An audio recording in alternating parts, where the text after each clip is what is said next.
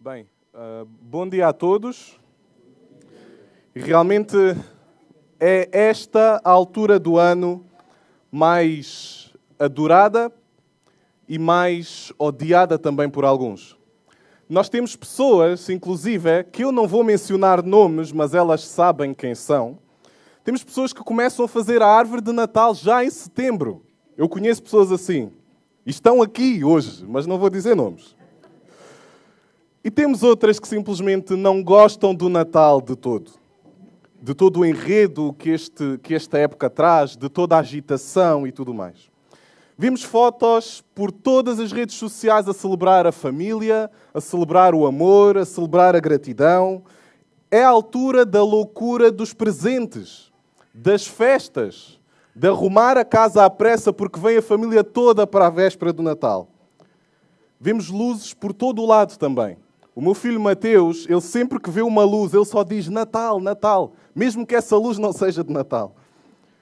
E até vemos pelas ruas, pelos centros comerciais, o próprio presépio, não é? Muitas vezes com o bebé Jesus ilustrado. E o que é certo é que, para muitos, o Natal é apenas isto. Alegria, presentes, festa e luzes. E o pior do Natal, deixem-me dizer-vos, que não é o consumismo que nós vemos nesta altura. Não é a hipocrisia de alguns que se diz que só se lembram de dar presentes no Natal. Alguns até celebram Jesus, mas reduzem-no a um simples bebé que veio marcar a humanidade. Mas isso não é o verdadeiro Natal. Quero dizer-vos desde já que esta manhã não vamos falar de animais, não vamos falar de pastores, não vamos falar da estrela, não vamos falar de um estábulo ou de uma manjedoura.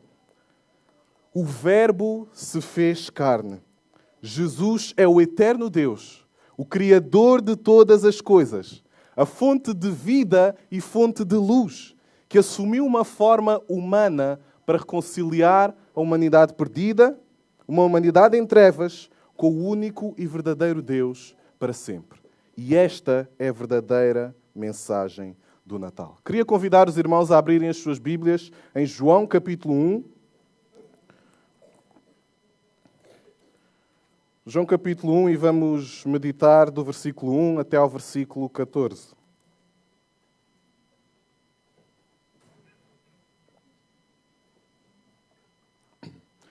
João capítulo 1, do versículo 1 até ao versículo 14. E diz assim a palavra de Deus. Queria convidar todos aqueles que podem a colocarem-se de pé. E vamos então fazer a leitura da palavra do nosso Deus. Diz assim no versículo 1.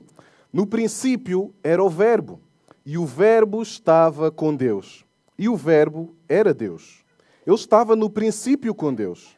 Todas as coisas foram feitas por intermédio dele, e sem ele nada do que foi feito se fez.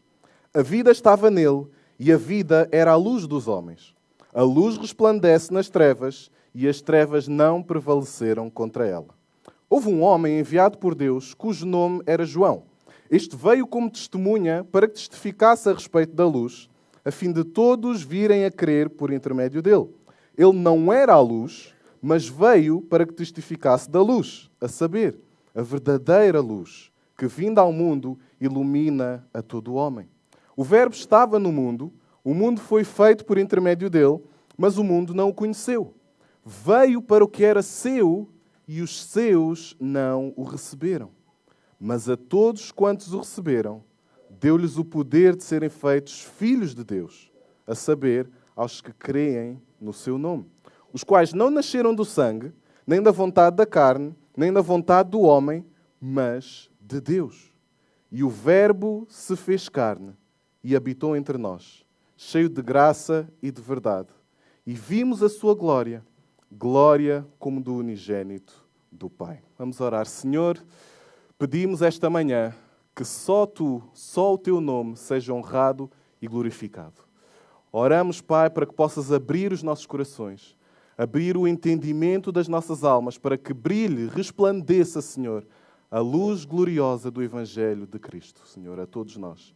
E que este Natal possamos não focar em nós, não focar nos presentes, em todo o enredo que esta época traz, mas que possamos focar-nos, Pai, na verdadeira mensagem do Natal, que é que o Verbo se fez carne, Senhor, e por meio disso nós podemos ter a salvação, a esperança e a vida eterna. É isso que pedimos no nome do Senhor Jesus. Amém. Podem sentar-se, irmãos. Vamos então meditar aqui nesta passagem rica, muito rica, de João capítulo 1. E, na verdade, nós vemos que dos 4 evangelhos, João é o que mais poupa nas palavras, não é? Vemos aqui que não há menção até de todo o enredo, não é? Tudo aquilo que nós ouvimos normalmente no Natal, de como Deus falou a Maria e tudo mais, mas ele vai direto ao assunto. E nós aqui no livro de João temos mais uma dimensão, se assim quisermos chamar, uma dimensão espiritual ou celestial do Natal.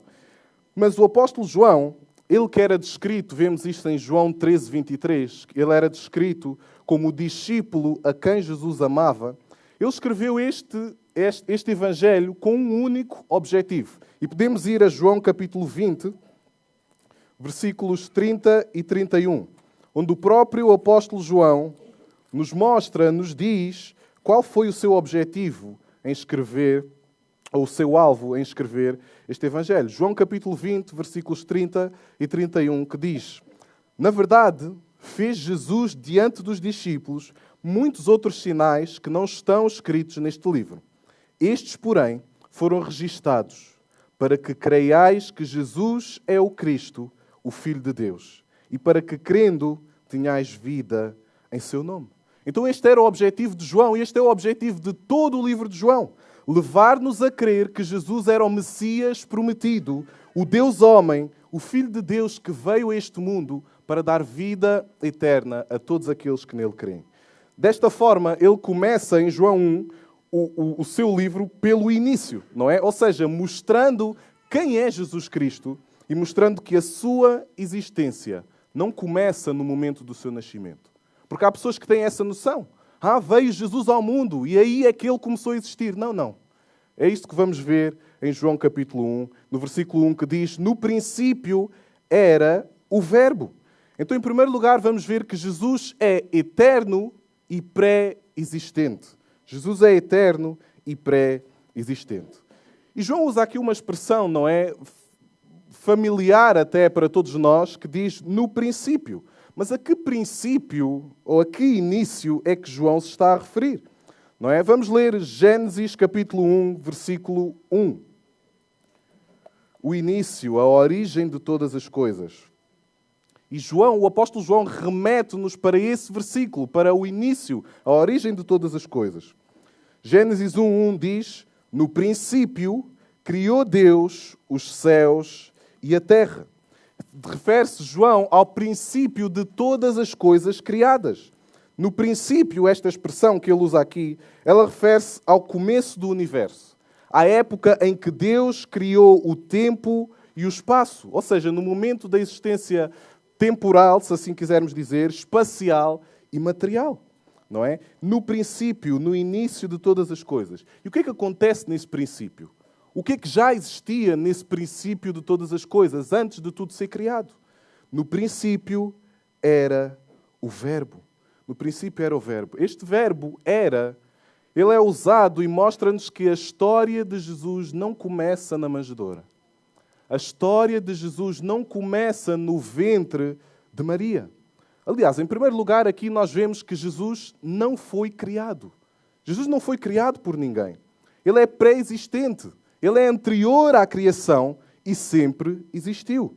Por exemplo, se formos ao Salmo 92, diz: antes que os montes nascessem e se formassem a terra e o mundo, de eternidade a eternidade, tu és Deus.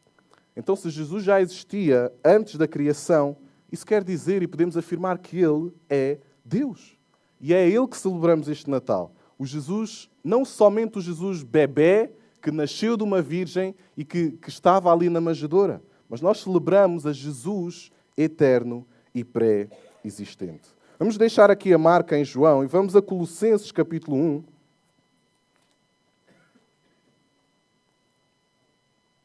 Colossenses capítulo 1, versículos 15 a 17.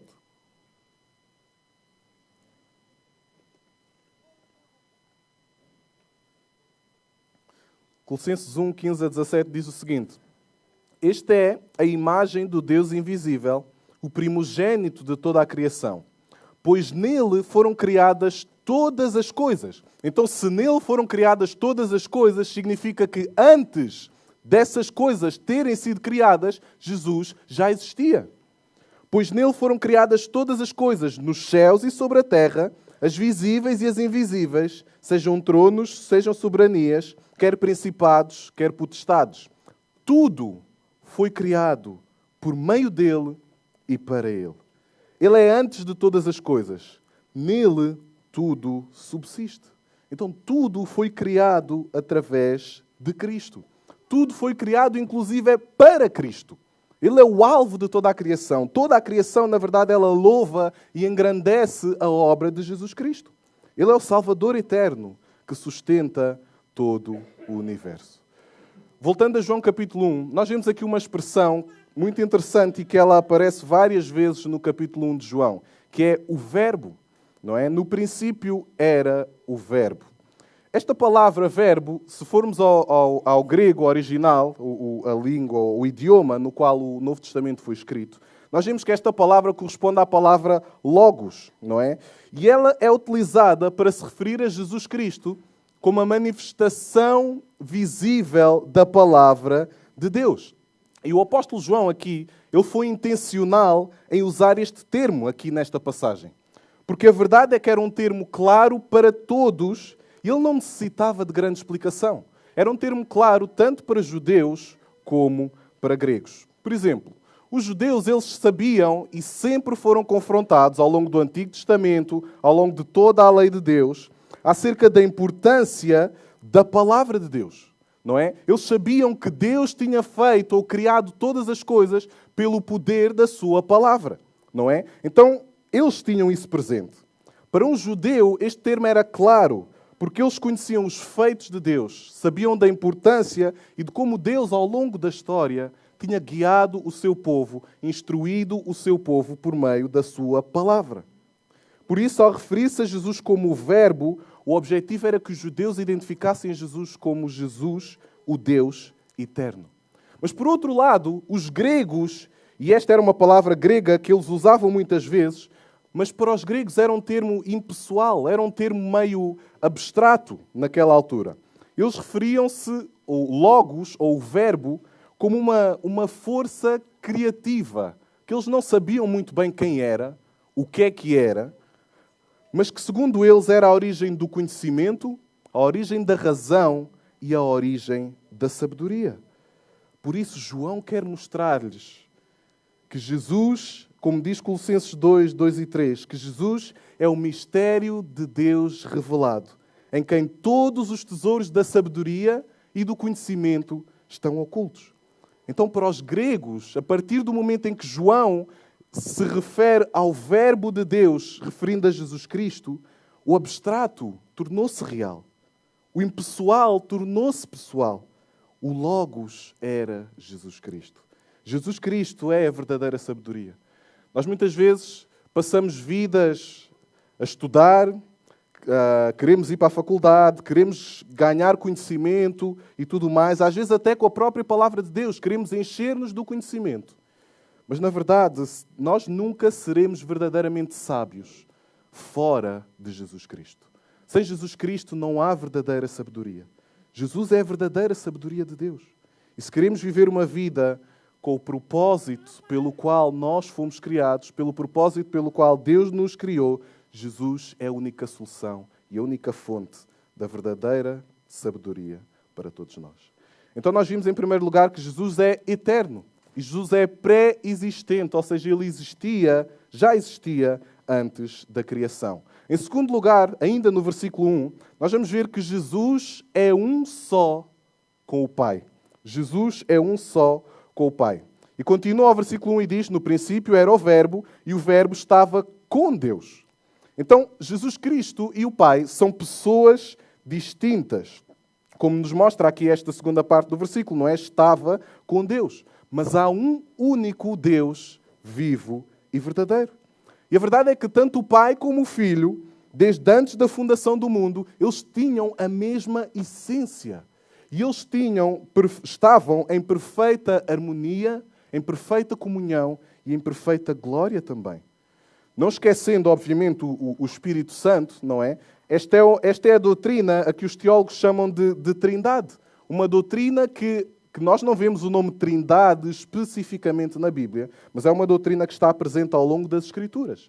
Há um só Deus, que se manifesta em 3 pessoas distintas, com funções distintas. Mas ainda assim, todas elas coexistentes, iguais em poder e com a mesma essência, valor e glória.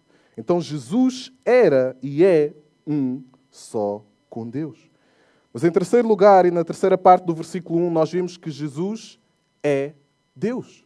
Jesus é Deus. No princípio era o Verbo, e o Verbo estava com Deus, e o Verbo era Deus. Jesus era plenamente Deus. Ele é 100% Deus. Jesus, é interessante que Jesus em João capítulo 8, versículo 58, podemos ir lá, como estamos aqui a estudar o livro de João.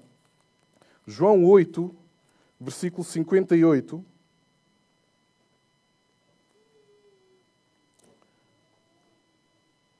Que Jesus aqui, o contexto é que Jesus aqui está a falar com os judeus e eles estão ali num bate-boca, não é? A dada altura, Jesus Cristo traz à conversa a pessoa de Abrão. E então eles começam a dizer, como assim, Jesus? No versículo 56 e 57, então, mas tu ainda não tens 50 anos e viste Abrão? E Jesus Cristo, no capítulo 8, versículo 58, ele diz o seguinte, respondeu-lhe Jesus, em verdade, eu vos digo, antes que Abrão existisse, eu sou. E, na verdade, esta expressão, ele está a referir-se a que ele é e era plenamente Deus. Ele existia antes de Abrão. Ele existia antes da criação do mundo. E ele é Deus. Então, esta é uma afirmação categórica do próprio Jesus Cristo, em como ele é eterno, pré-existente e 100% Deus. Voltando a João capítulo 1, nos versículos 2 e 3, então já vimos quem é este verbo, não é, que aparece aqui, refere-se a Jesus Cristo como a manifestação viva e visível da palavra de Deus. Mas vemos também nos versículos 2 e 3 que Jesus Cristo foi o agente principal da criação. Jesus foi o agente principal da criação. Versículo 2 diz, ele estava no princípio com Deus. Todas as coisas foram feitas por intermédio dele, e sem ele, nada do que foi feito se fez. Então, na criação, aliás, antes da criação, havia uma perfeita e total harmonia e comunhão entre o Pai e o Filho. E Jesus foi parte ativa em toda a criação. Jesus orquestrou, planeou toda a criação com o próprio Deus. E o que estes versículos nos mostram, e aliás já lemos Colossenses capítulo 1, e agora estes 2 versículos mostram-nos isso também, que não existe um único detalhe da criação no qual Jesus Cristo não tenha estado envolvido, presente, ativo ou tenha sido responsável por. Tudo foi feito por meio dele. Vemos aqui que Jesus era indispensável e imprescindível na criação, que vemos no final do versículo 3. E sem ele, nada do que foi feito se fez. Então ele foi o agente gerador da criação e impulsionador da vida. Pois Jesus Cristo, aquele bebé a quem nós celebramos, ele é também a fonte e a origem de todas as coisas. Então Jesus foi o agente principal da criação. Versículo 4, nós vemos que Jesus Cristo, ele é a fonte da vida e luz. Jesus é a fonte da vida e da luz. Versículo 4 diz, a vida estava nele e a vida era a luz dos homens. Então, nos versículos anteriores, nós vimos que Jesus era a fonte da vida física e material, não é? Nós vemos que ele esteve envolvido em cada detalhe da criação. E não há um detalhe, um aspecto da criação que não tenha passado por Jesus, ou pelo qual Jesus Cristo não tenha sido responsável. Mas reparem que Jesus, ele vemos no versículo 4, a vida estava nele. Ou seja, Jesus Cristo não recebeu vida de ninguém. Ele não desenvolveu vida em si mesmo através de uma fonte externa, não. Ele mesmo é a fonte da vida. Não apenas da vida física, da vida material, da criação, mas também Ele é a fonte da vida espiritual e eterna. O que é que diz João 14,6, não é? Eu sou o caminho, a verdade e a vida. Ninguém vem ao Pai senão por mim. Então não há vida espiritual fora de Jesus. Por mais coisas boas que eu e tu possamos fazer, por mais certinhos que eu e tu sejamos, podemos até mencionar o nome de Deus, vir à igreja e tudo isso. Mas se nós não depositarmos toda a nossa fé e a nossa confiança em quem Jesus Cristo é, nós estamos condenados a passar a eternidade longe de Deus no inferno. Como assim, Daniel? Estamos no Natal e tu estás a falar do inferno. Sim, é esta a mensagem do Natal. Não é? Que a luz, a verdadeira luz, e nós já vamos ver aqui em João 1, a verdadeira luz veio a este mundo. E, na verdade, aqueles que não abraçarem a verdadeira luz, que não abraçarem a Jesus Cristo pela fé, eles sim passarão a eternidade longe de Deus. Para todo o sempre. E é isso que devemos também proclamar no Natal. Porque não podemos celebrar o Natal desprovido ou longe da cruz. Se entregamos somente a Jesus Cristo nascido, somente a Jesus Cristo que nasceu da Virgem Maria, isso não é o Evangelho na sua plenitude. Temos que falar também do inferno, da condenação que há para aqueles que não abraçam a verdadeira luz, que é Jesus Cristo. E diz o versículo 4, continua, a vida estava nele e a vida era a luz dos homens. E neste versículo nós encontramos um pressuposto interessante. A realidade e a verdade é que nenhum homem pode gerar vida espiritual em si mesmo. Ninguém tem luz em si mesmo. E a Bíblia é clara em relação à nossa condição como seres humanos. Todos nós, como diz em Efésios 2, todos nós estamos mortos. Naturalmente, estamos mortos nos nossos delitos e nos nossos pecados. E o mundo em que nós vivemos vive em profunda cegueira espiritual e em profundas trevas. Por essa razão, Jesus Cristo é a melhor notícia que este mundo alguma vez pode receber. Jesus Cristo é a verdadeira luz.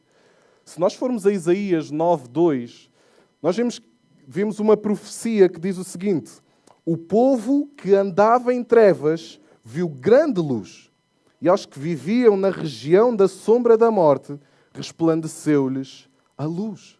E foi isto, na verdade, que aconteceu com a humanidade através da vinda de Jesus Cristo ao mundo. O Verbo se fez carne. Então, através da encarnação de Jesus, a luminosa e radiante luz de Cristo brilhou no meio das trevas de um mundo caído e sem esperança.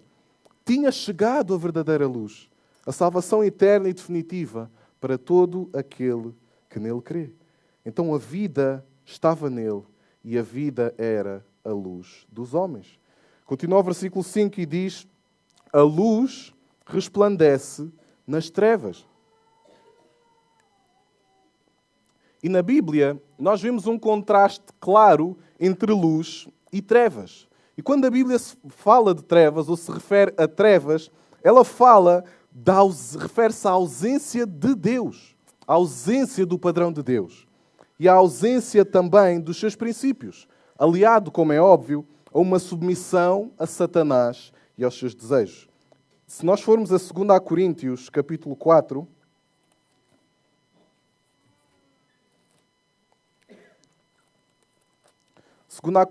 capítulo 4, versículo 4, que diz: nos quais o Deus deste século, está a falar de Satanás, cegou o entendimento dos incrédulos. Para quê?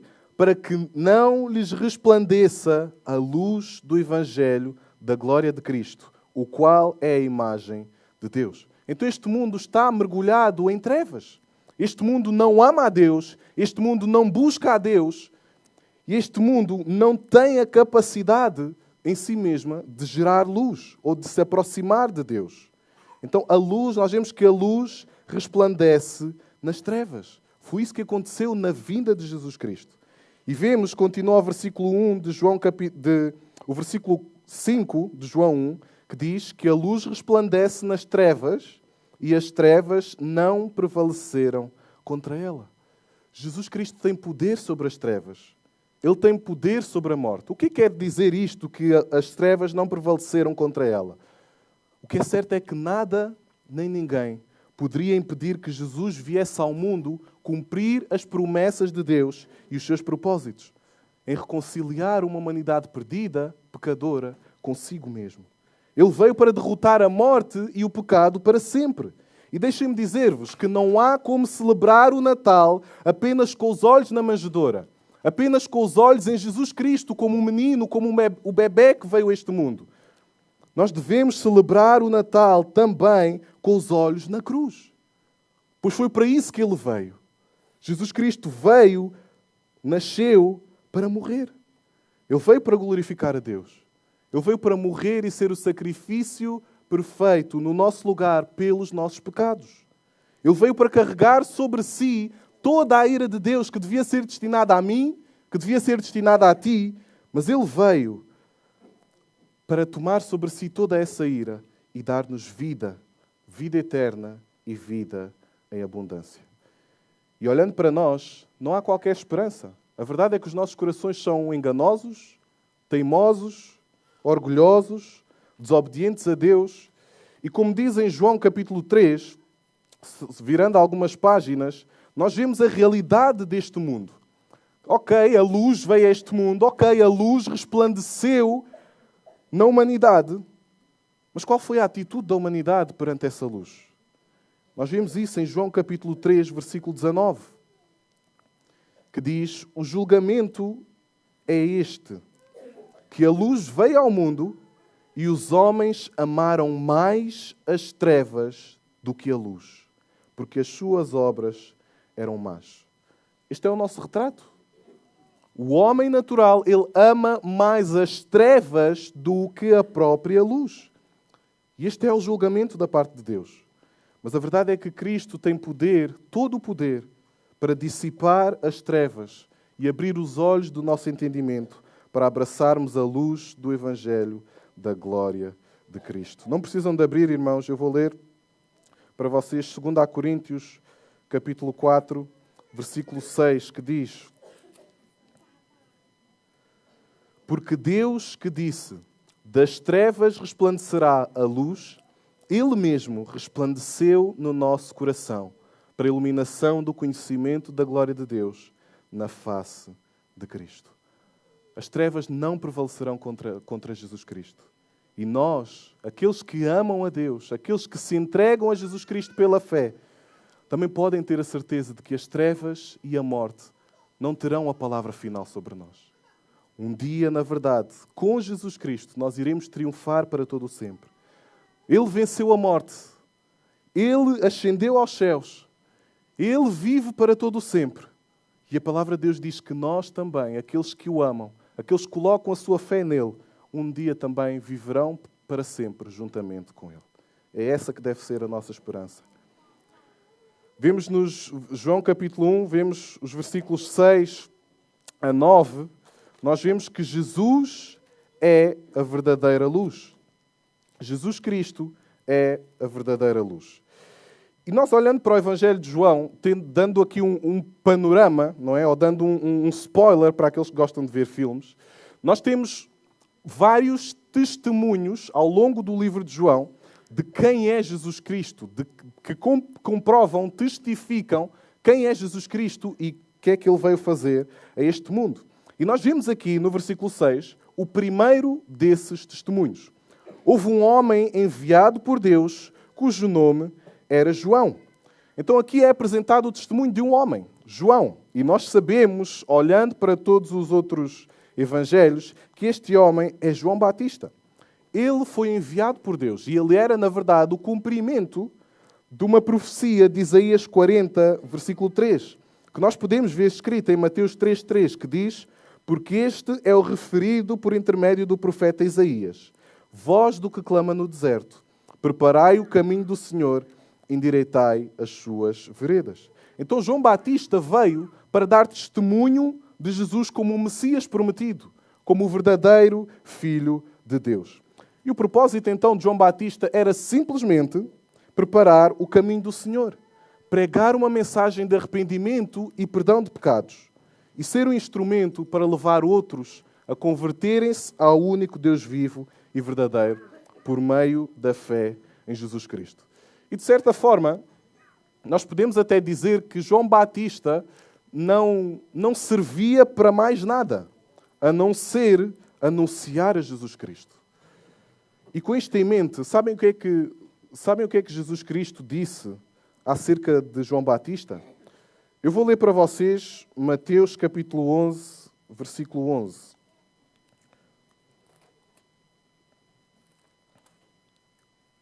Mateus 11, 11 diz o seguinte: isto é Jesus Cristo a falar acerca de João Batista.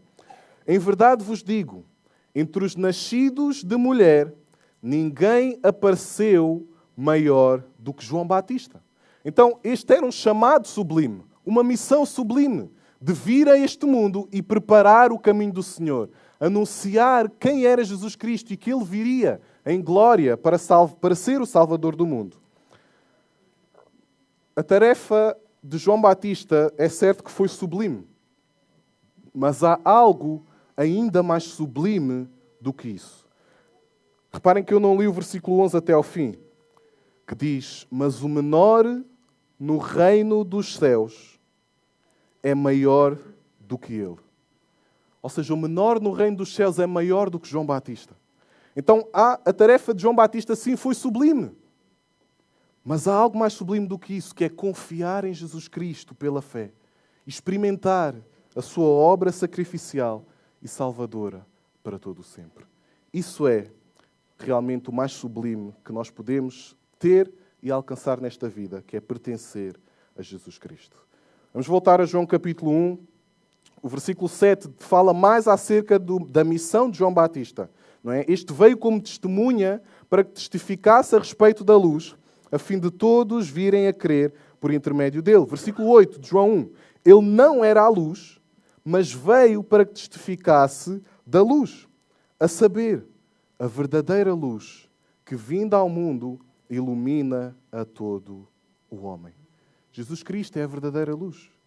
E todas as pessoas foram inundadas e confrontadas com a realidade de que Jesus é a verdadeira luz que pode dar vida eterna.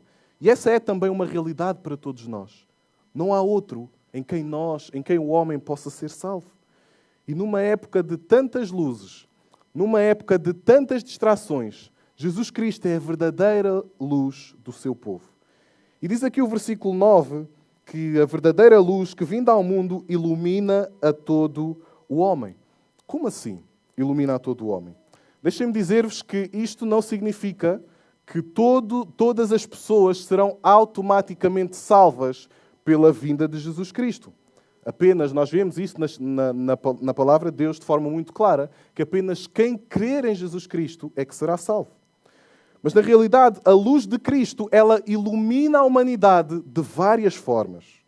Em primeiro lugar, ela ilumina uns a quem o Senhor escolheu e determinou, e aqueles que depositam a sua fé em Jesus, ilumina em salvação e vida eterna. A todos aqueles que amam e se apropriam e tomam posse da vida eterna.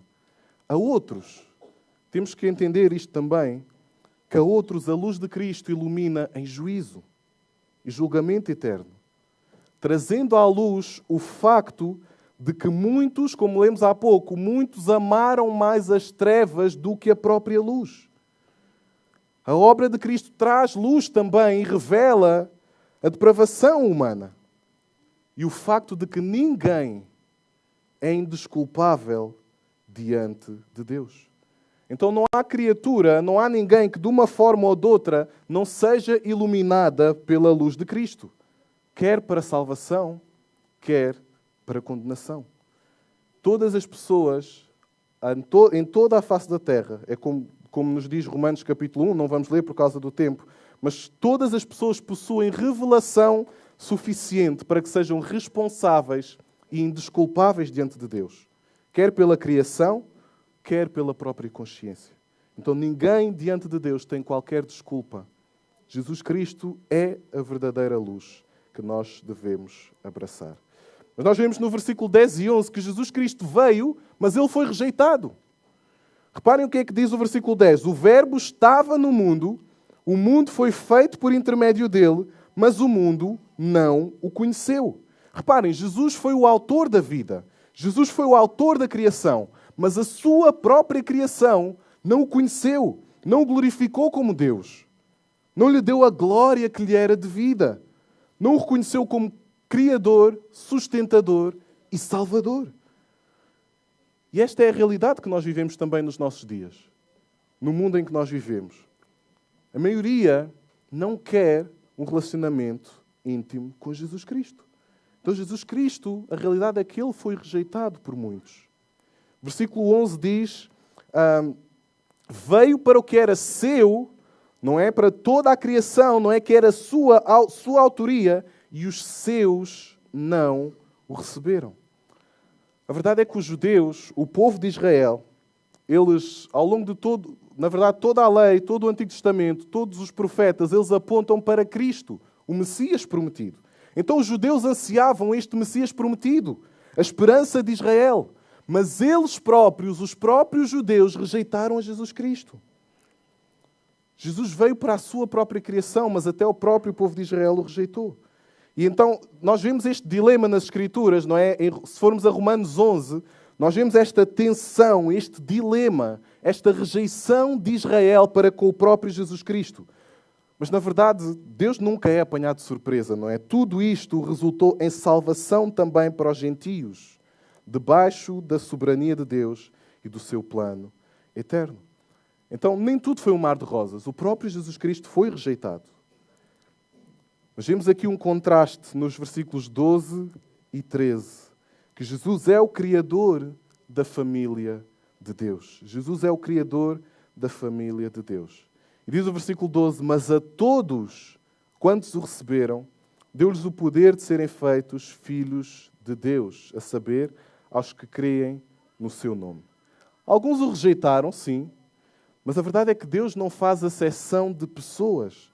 A todos, sem distinção, a todos, sem favoritismos, a todos os que o recebem com fé, a todos os que creem no seu nome, nos seus atributos, no seu caráter, na sua essência e na sua obra, Jesus dá-lhes o poder de serem feitos filhos de Deus. E somente os filhos de Deus, aqueles a quem Jesus Cristo dá esse poder, somente esses é que irão ser salvos. A salvação, na verdade, é algo poderoso, sobrenatural. E como nós podemos ver em Efésios 2:8, diz, porque pela graça sois salvos por meio da fé. E isso não vem de vós, mas é o quê? É um dom de Deus. Então Jesus é o maior presente da humanidade. Jesus, o Filho de Deus, Ele veio para que possamos ser filhos de Deus e desfrutar dele para sempre. Mas há aqui uma ideia que nós temos que desconstruir. Há aqui uma ideia presente no nosso mundo e mesmo às vezes na mente de alguns cristãos de que todos somos filhos de Deus. Deixem-me, há uns meses atrás, há um canal do YouTube que os meus filhos muitas vezes ouvem, e se vocês são pais com crianças, com filhos pequenos, provavelmente conhecem este canal, que se chama A Minha Vida é uma Viagem. E eles até têm várias músicas cristãs boas, que eu recomendo, que eu gosto da letra, e que são boas até para começar a ensinar as nossas crianças nos caminhos do Senhor. Mas eles lançaram uma música há pouco tempo com o título Todo o Mundo é Irmão. E a música diz, todo o mundo é irmão. Estou a ler-vos uma frase dessa música, e toda a música depois vai nesse sentido. Todo o mundo é irmão. Deus criou a todos nós. E deixem-me dizer-vos que essa música é uma heresia. E eu, na verdade, não deixo os meus filhos ouvirem essa música, porque eu não quero que eles cresçam no entendimento errado do que é salvação. Nem todos somos filhos de Deus. E não somos todos irmãos. Isso não é uma realidade. Vamos a Mateus capítulo 12, versículo 50.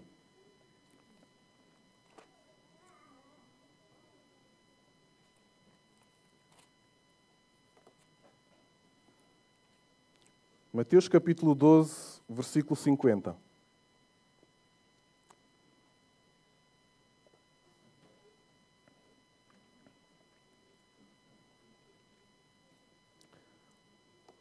quem são os irmãos de Jesus? Quem é a família de Jesus? Mateus 12,50 diz: porque qualquer que fizer a vontade de meu Pai Celeste, esse é meu irmão, irmã e mãe.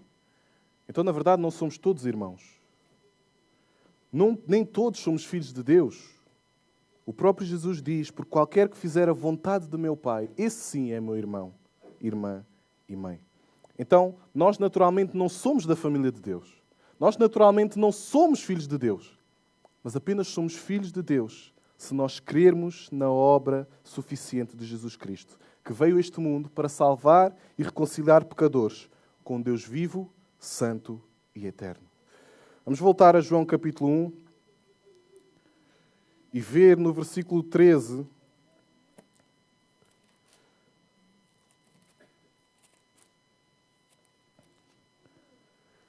só podemos ser filhos de Deus se nós crermos em Jesus Cristo. Mas o versículo 13, ele fala-nos de qual é a realidade desta salvação. Qual é a realidade deste novo nascimento? Bem, a verdade é que Deus é o autor da salvação. Quer tu acredites, quer não, quer tu tenhas uma posição diferente ou não, é Deus que escolhe. E vemos isso claramente na Bíblia, nas Escrituras. É Ele que determina quem será salvo. Não sou eu, nem tu, que o determinamos. E vamos ler o versículo 13 que fala deste novo nascimento, não é? De como filhos de Deus, os quais não nasceram do sangue, nem da vontade da carne, nem da vontade do homem, mas de Deus. Então, não tem a ver com a filiação, não tem a ver com a herança, não tem a ver com a tua linhagem ou árvore genealógica. Não depende também, a salvação também não depende de rituais judaicos ou outros que sejam.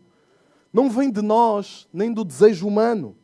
Não é pela nossa vontade, capacidade ou recursos humanos. A salvação é um ato soberano de Deus, na sua graça imerecida e misericórdia sem fim. É pela regeneração e fé que Deus nos dá que se manifestam numa fé pessoal, individual e ativa em quem Jesus é e no que Ele fez para nos reconciliar com Deus. Então a salvação não depende de nós, mas depende inteiramente de Deus.